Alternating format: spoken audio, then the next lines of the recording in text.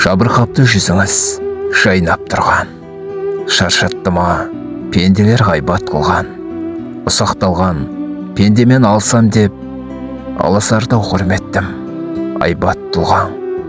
Күйбең тірлік бір жақтан жағадан ап, жаныңызды жайт болдау сарлаттырған.